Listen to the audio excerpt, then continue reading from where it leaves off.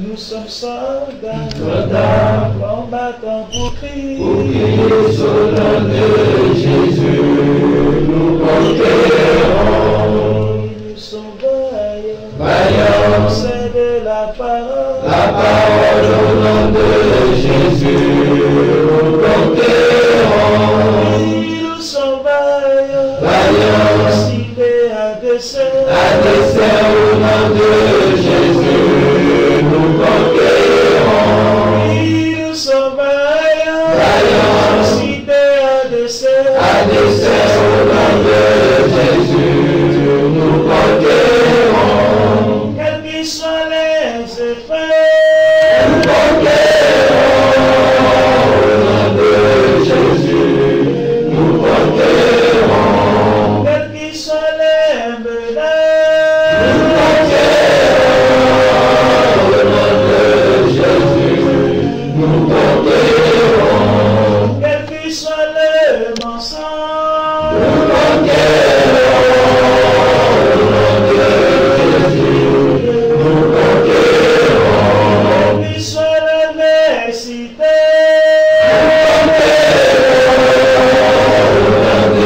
Jésus, nous conquérons.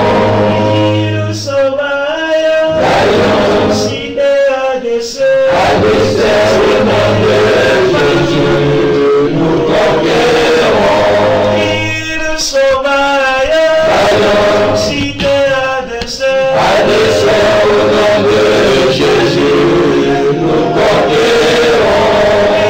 Nous sommes vaillants, Vaillants, c'est de la parole. au nom de Jésus, nous conquérons. Nous sommes vaillants, Vaillants, cités à dessein. à dessein au nom de Jésus, nous conquérons. Quels qu'ils soient les mensonges,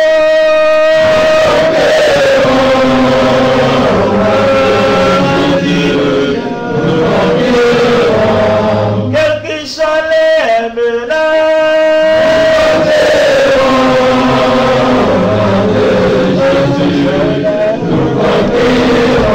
quelle qu'ils soient l'adversité,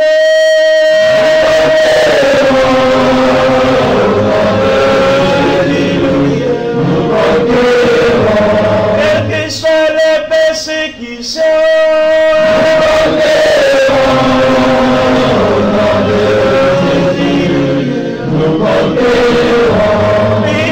nous sommes vaillants, suscités à dessein. À dessein au nom de Jésus, nous conquérons. Nous sommes vaillants, Vaillants, c'est de la parole. au nom de Jésus, nous conquérons. Nous sommes vaillants, Vaillants, suscités à dessein. à dessein au nom de Jésus.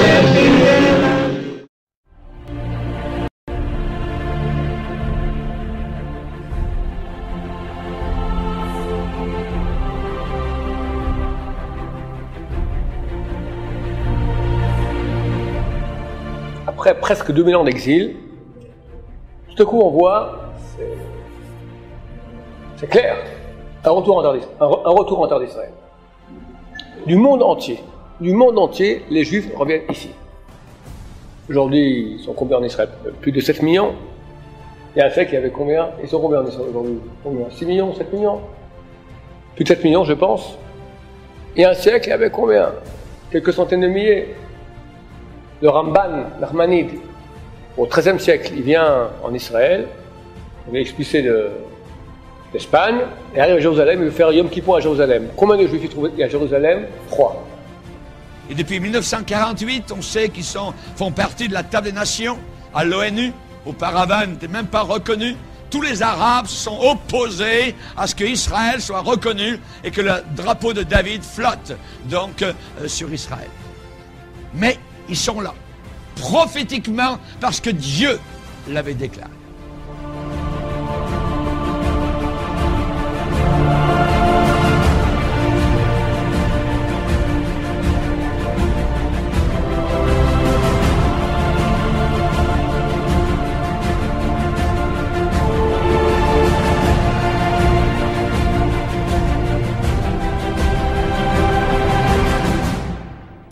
Israël. Israël, c'est un nom très spécial.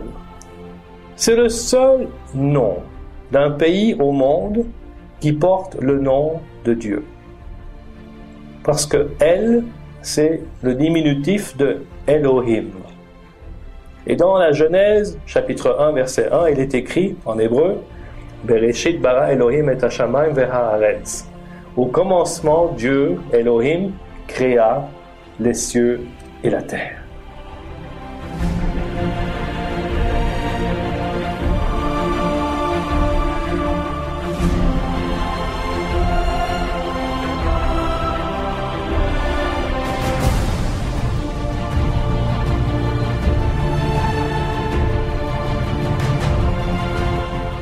On me pose parfois la question, comment est-ce que vous pouvez soutenir un pays pareil, une nation pareille?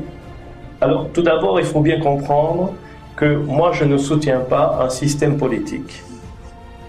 Moi, je soutiens un peuple, un pays que Dieu a choisi et qu'il a élu comme étant son représentant sur la terre.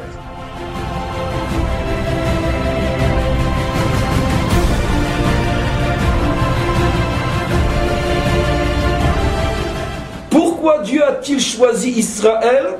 Parce qu'il est le seul peuple au monde jusqu'à aujourd'hui à se poser encore la question, mais pourquoi nous? On est les seuls qui depuis 3500 ans se posons la question, mais pourquoi il nous a choisis? Mais qu'est-ce qu'on a de mieux?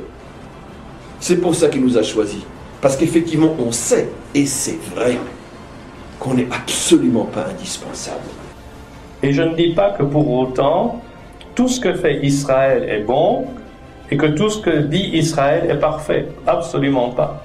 Trouvez-moi un peuple qui ne faute pas et changez de monde si vous en trouvez un comme ça, parce que dans ce monde-là, vous n'en trouverez pas. C'est impossible. Vivons réalistes, vivons vrais, vivons réalistes.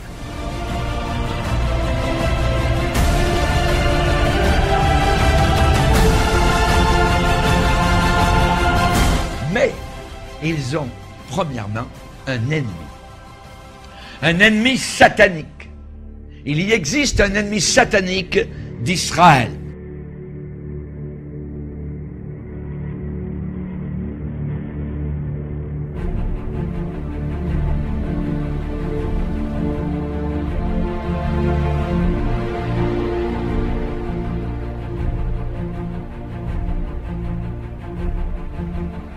Bon, d'abord, il faut qu'on sache qu'est-ce que c'est que le sionisme. Le sionisme, c'est le retour à Sion.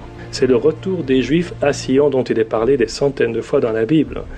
L'accomplissement d'une prophétie biblique. Exactement, part, ouais. de beaucoup de prophéties, parce qu'on en parle dans Ésaïe, Jérémie, Ézéchiel, dans presque tous les livres de l'Ancien Testament.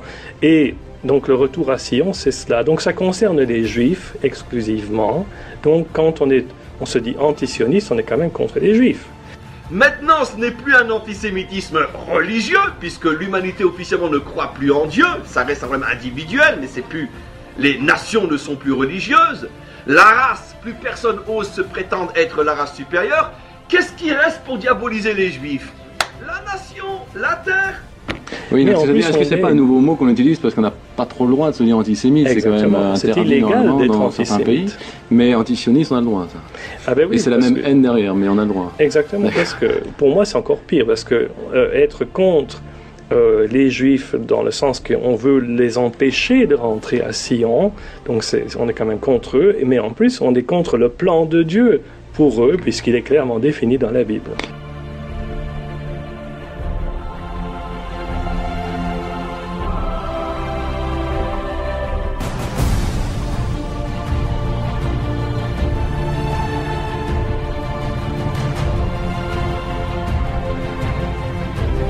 Cet antisionisme qui est le dernier visage de l'antisémitisme, peut-être plus pernicieux que jamais dans l'histoire, parce qu'au moins avant, on appelait le chat par son nom, on disait les Juifs, on n'aimait pas les Juifs, le judaïsme pour les chrétiens ou la race juive pour le nazisme. Maintenant, c'est beaucoup plus pernicieux, puisque non, on ne prononce pas le mot juif, maintenant c'est l'antisionisme, et surtout, ça n'a rien à voir, bien sûr, avec l'antisémitisme. Et donc, c'est pour ça que c'est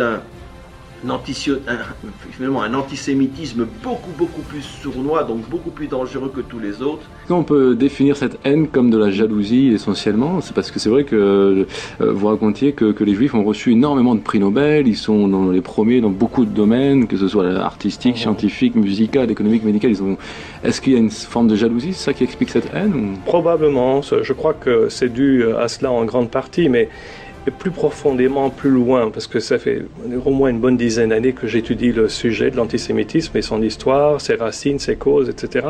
Et j'en suis arrivé à la conclusion qu'en fait c'est un problème spirituel. Qu'est-ce que je veux dire par là? C'est que Satan déteste les Juifs avec passion, parce que Dieu les aime avec passion. Et tout ce que Dieu aime avec passion, Satan le déteste avec passion. Et Dieu a choisi ce peuple, les Juifs, pour se révéler au monde. Donc Satan va tout faire pour essayer de se débarrasser, une fois pour toutes, de la question juive. Et pour moi, c'est vraiment cela, que au départ, la racine de l'antisémitisme, c'est un problème spirituel. Comprenez ce qui se passe 2000 ans après l'exil, d'accord?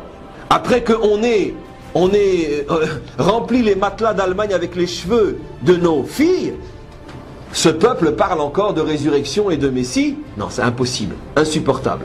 Cette judéophobie, je préfère utiliser ce terme parce qu'aujourd'hui, beaucoup de gens disent l'antisémitisme, ça concerne aussi les Arabes, c'est vrai.